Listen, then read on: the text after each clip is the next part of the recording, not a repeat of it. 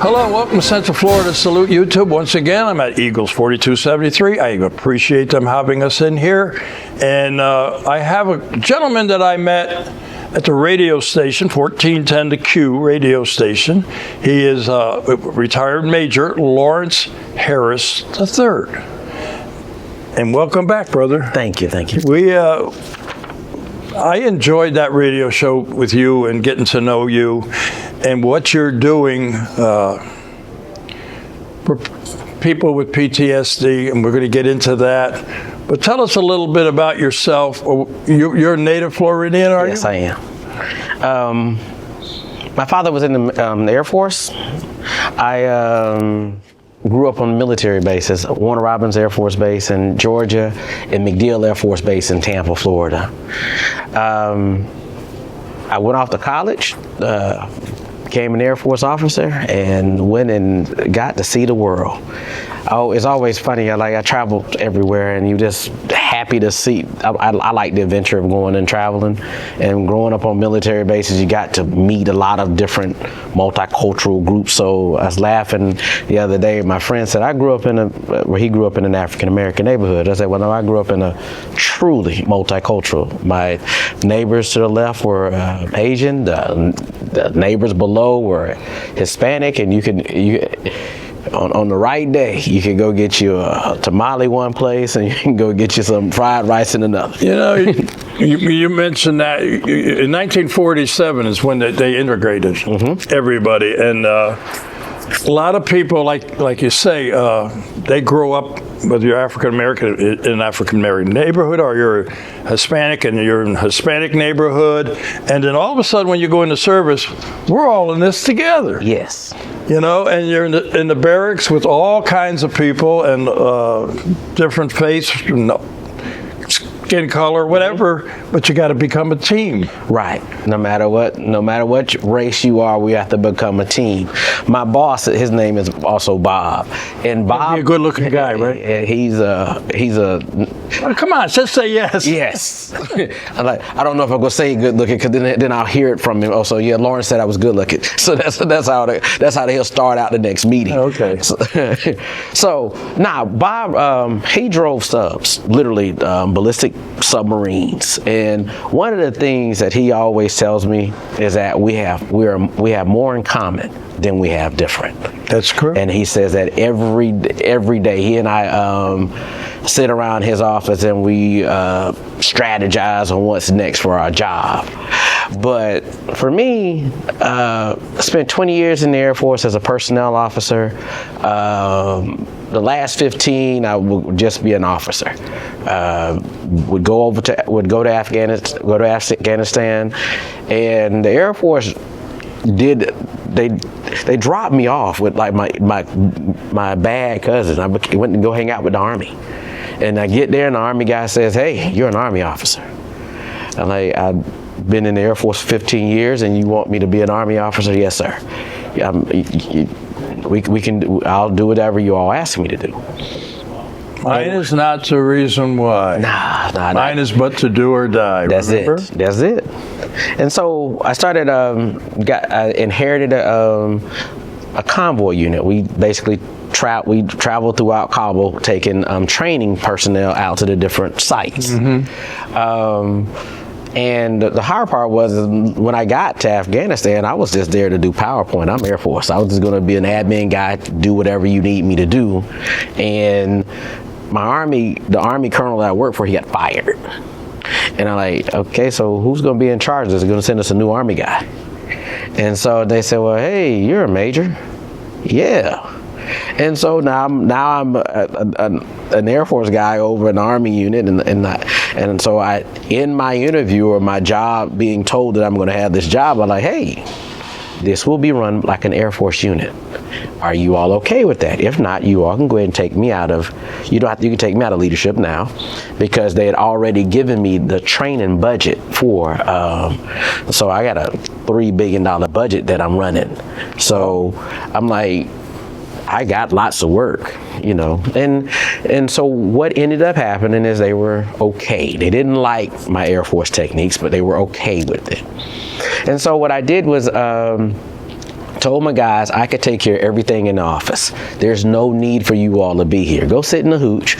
If you run the morning convoys, you run the afternoon convoys, just come tell me where you're going, what you're going to do, and then you all go rest. There's no, like the war's out there. We're inside the FOB, inside the forward operating base.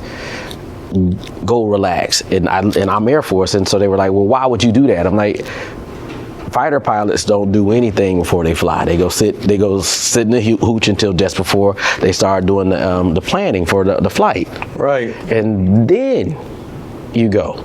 And so that's what I was like, nah, these guys are actually going out and doing convoys, and every blue moon I have to go and do a convoy with them.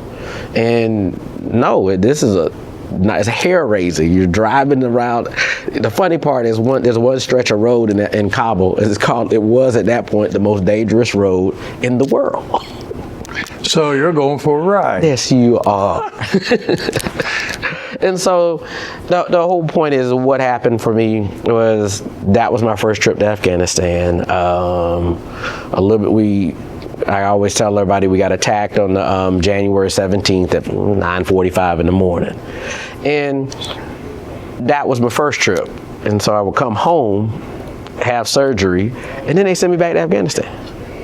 So my agreement was I would go back to Afghanistan with no arguments or anything like that. That's just my job. I'm in the military. Yeah. Only thing I asked is don't send me back to Kabul. And so when they said, all right, Lawrence, you can go, you're going to go to, Let me guess. Yes. They sent you back. Right back to Kabul. I'm like, this is not what I asked for. And so I know that's the way the military works, brother. Right. And then I would go from Kabul down to Kandahar. And that was a rough time for the Air Force. In 2011, the Air Force lost a lot of people that year. They lost more people, or at least at that time. I'm sure they might have lost more since then, but there were more people that were lost with non-airplane related type deaths. I think the week before I got there, eight had gotten killed by a Afghani colonel. And then we were just losing EOD guys left and right. Yeah. So, but my story is I got PTSD from all those trips to Afghanistan. After coming back from my first trip, I didn't know what was wrong with me. And I'm mean, I'm irritable, and then they're gonna send me back while I'm still trying to figure out what's not right with me.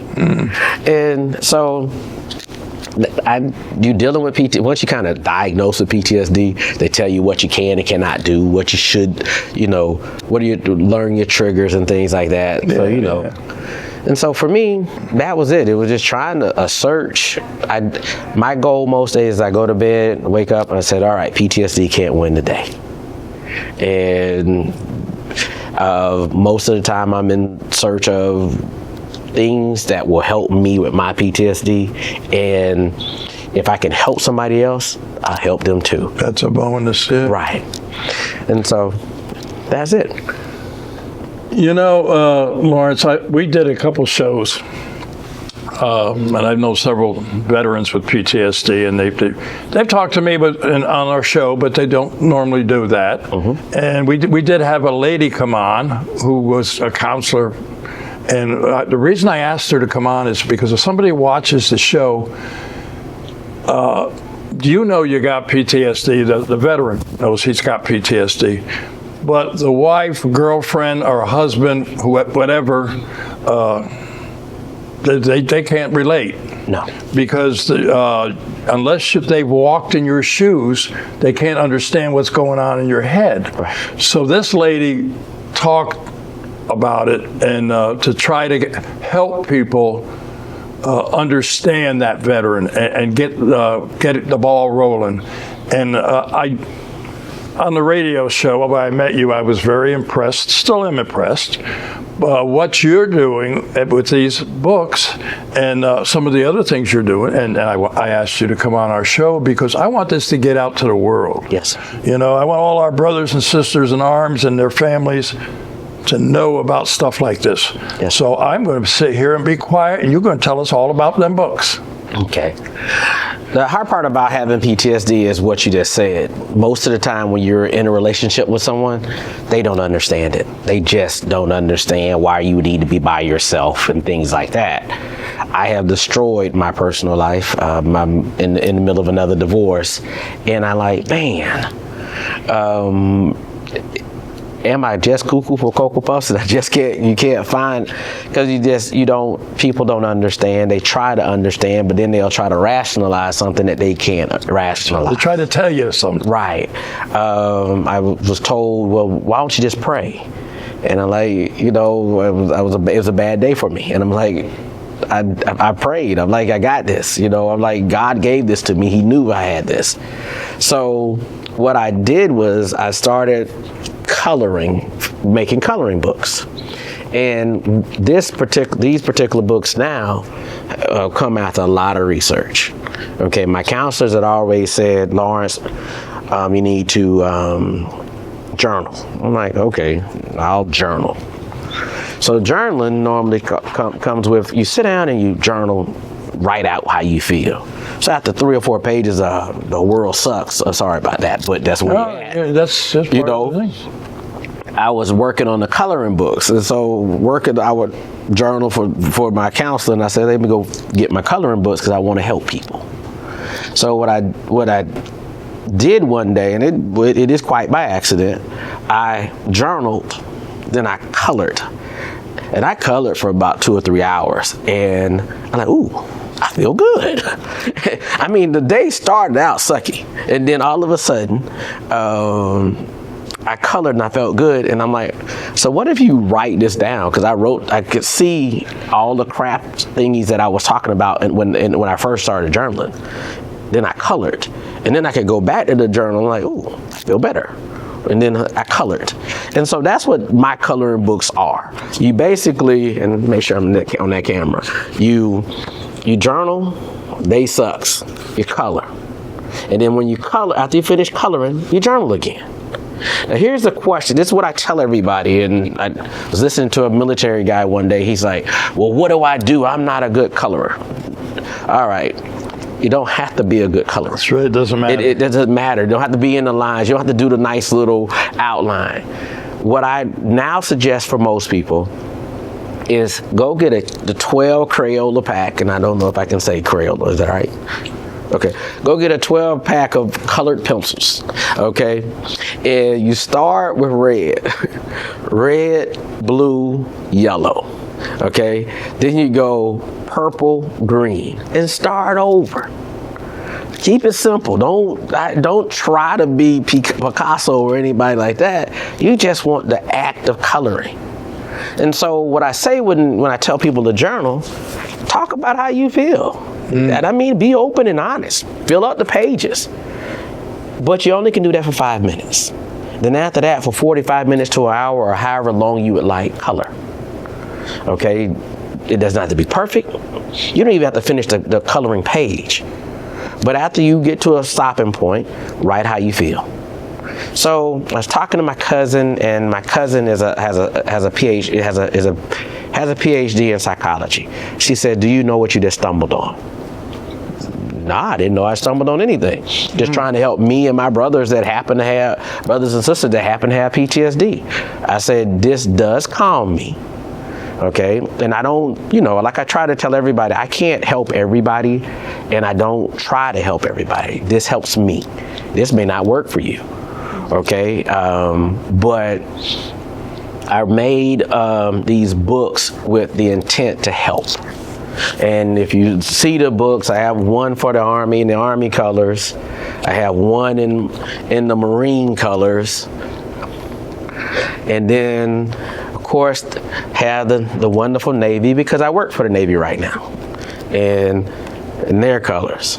And now the Navy guys are a little upset with me because the Air Force book is an octopus, and the Navy guys like, why wouldn't you make the Navy the octopus? I said, well, that's a good. Yeah. He made a good point. Why would you? Yeah.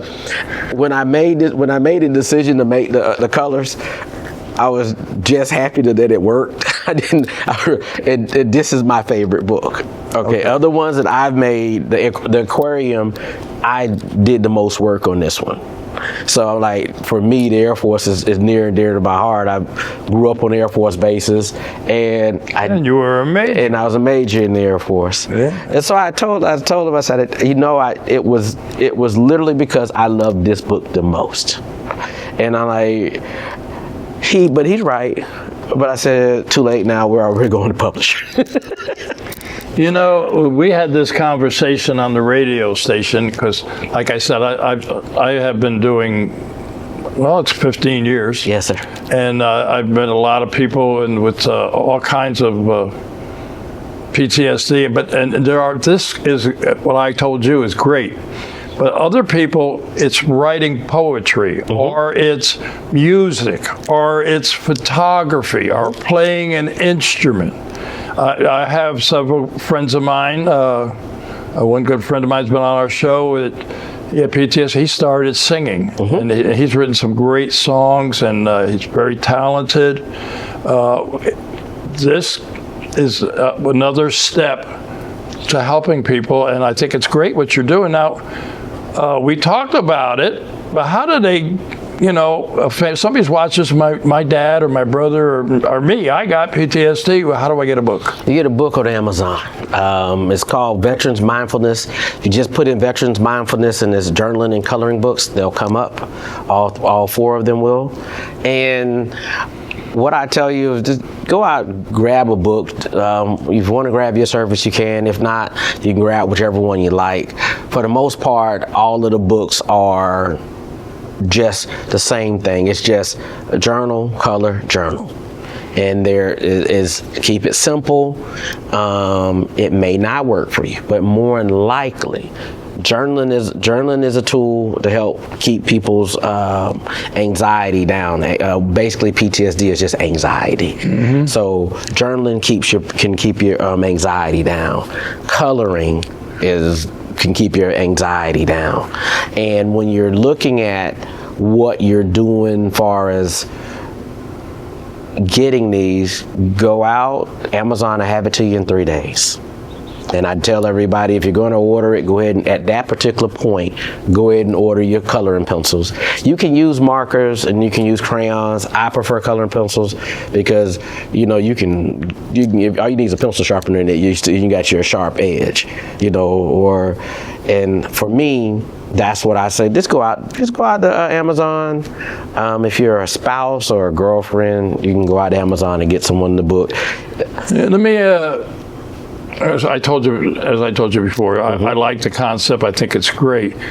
Can we expand this concept to somebody who, say, is a fireman or a policeman, or just an average Joe that saw something that rocked their world?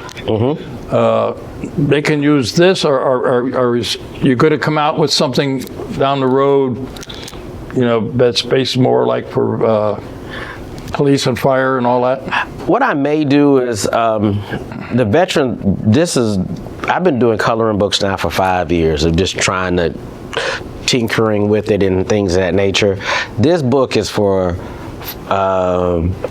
military, it says in the back, military members, first responders, and anybody with PTSD. Okay. I put the military stuff on there, at least veterans mindfulness. It's just mindfulness. Okay, and the first time I did it, I had veterans mindfulness and first responders mindfulness. The downside about it is too long.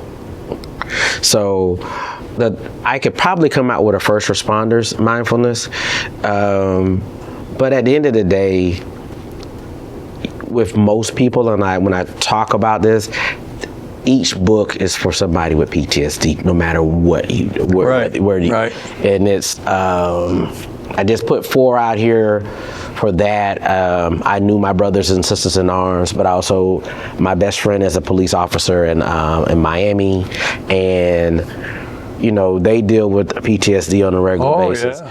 What I wanted to do was, the hard part was I came up with this book and then I got PTSD on the front of it, the iteration before this. And I had my military gear on. I think it's in the back, you'll see me with my with my fireproof stuff on and everything for riding around in convoys. And I'm like, okay, didn't sell. Because nobody wants to say they have PTSD. You're right. And so very few people ever want to admit they have a problem. Right. And so my counselor says you got to come up with something that is not going to, so you can sit quietly at Barnes and Nobles or Books A Million or somewhere, or even at the library, and just color and nobody judge you. Right. And I promise you, these covers have been tested on trying to give everybody their privacy. Okay, if I'm gonna do this, and I don't want everybody judging me because I got PTSD. I think I was listening to someone complain about me one day, and they're like, PTSD is being used as an excuse. I'm like, all right, if you don't understand, please don't speak on it, because then I get mad, and I do have a temper. I have to stay. Why do I color? Why do I have to stay on top of my PTSD? Because there are just days that your PTSD will win, and you try not to let it win. But there's days I wake up, I'm mad. Can't explain to you why I'm mad. You don't even know why you're mad. You just trying to, so you're trying to say, hey, Lawrence, don't be mean to people, right? Because they don't know what you're going through. And see, I can kind of control mine. I got a few friends that were door knockers in Iraq, and when he blows up, I move out his way. I don't know what he's an Army guy, and you don't know what he's capable of. But I do, like, I've encouraged him to color. He's not coloring. I said, well, then journal. Go do something, you know, that you can control your anger. And a lot of times is we're looking at when you're in relationships and you're marrying people that don't understand what you're going through or understand why you're dealing with these things. It's just unfortunate. It is. I think. Yeah, there's when you get into like suicide, there's what they call a Spartan pledge. Mm-hmm. I pledge that I will not harm myself unless I'll talk to you. Mm-hmm. So I mean, with PTSD, there's a buddy system too that I'm sure you have.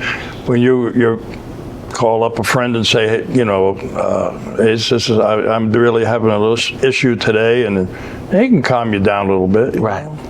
But this is something you could do in for yourself, and I think it's great. I think it's great. And that's it. And I think I really appreciate you all giving me the opportunity to be here. And if I can help one or two, I don't try to save everybody, and I do understand that PTSD is personal. And you don't all the time want to tell everybody that you got PTSD. But if you grab a book, go sit down, and my suggestion is go to one of the bookstores, a bookstore that happen to have a coffee shop in there or something. Get in the corner and color quietly. I promise you that one of the bigger things that I learned from all of this was that you'll get a peace. I mean, the peace was so. It's like, man, I feel good today. You almost, and you hate to say it, you almost feel normal. Whatever that is. Whatever that is. And, you know, I think when we were on the radio, I talked about Simone getting killed and things of that nature.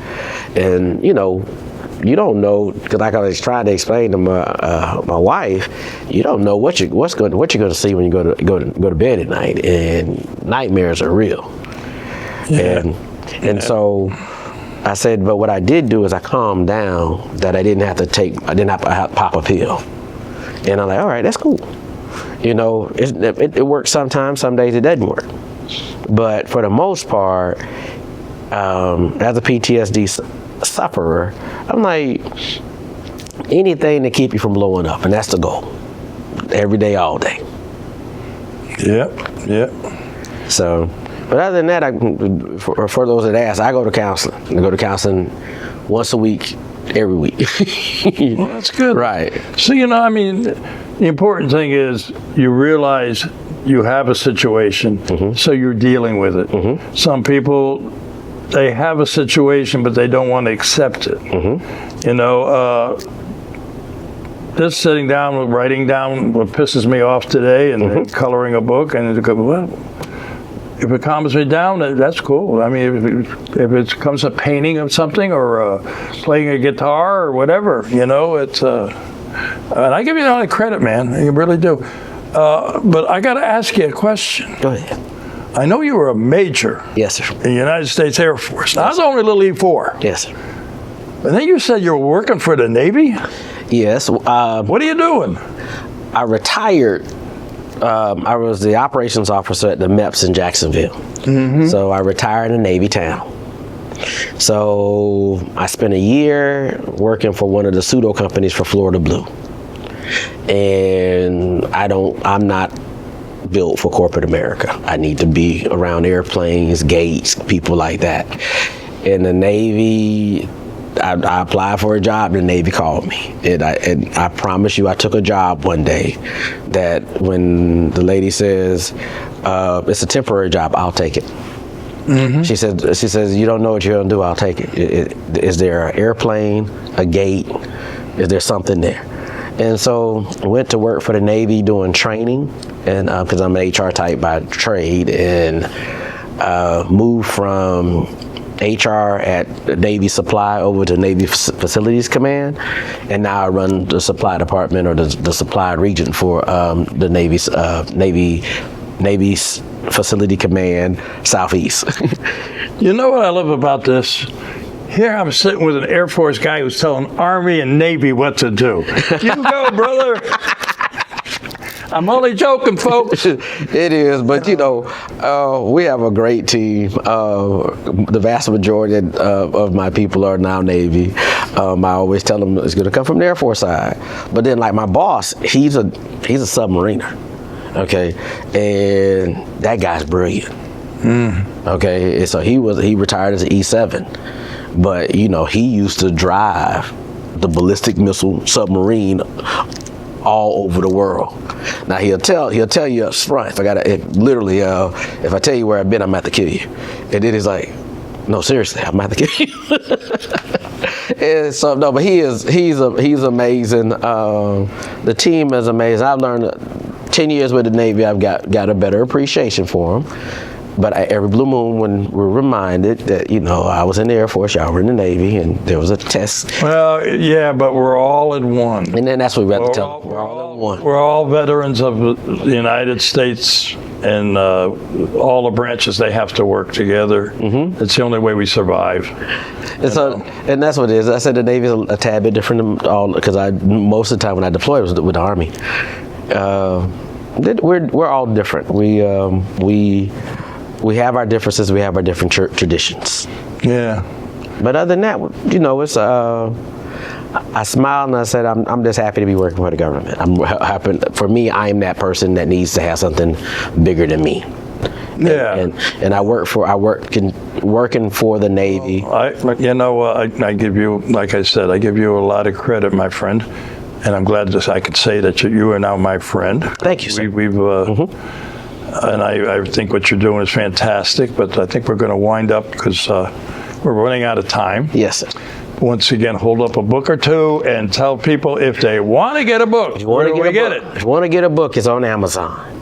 I got one for each service, but that doesn't mean you can grab, if you're an Army guy and you need to grab the Marine one. The Marine one is one of my favorite ones because it's open ocean. And it's just fun things to color, but more so than anything, it'll solve a problem for you. And for the Army, I did get you a lion, so they will be happy. But nah, you can pick them up on Amazon. It's Veterans Mindfulness Journaling and Coloring Books, and pick whichever one you like. And I thank you all. Hopefully it helps. And if it does help, shoot me an email. You can get me at lawharris3, and it's lawharris3 at gmail.com. You're working on other projects too? What else you doing? I've got a kids book that I'm working on to help with basically the interaction between the police and black kids. And but the big thing right now are the books in that book there. Okay. I have wrote a story about a young captain that got his wife cheated on him, and so you know how that goes. So military is military. Lawrence, Major, Thank you. it's time to say goodbye. All right. And you know how we do it. Yes, sir. You're going to look right at that camera. Yes, sir. To all our veterans out there, our active military and their families, we salute you for all you do. Till next time. Thank you, sir. Thank you.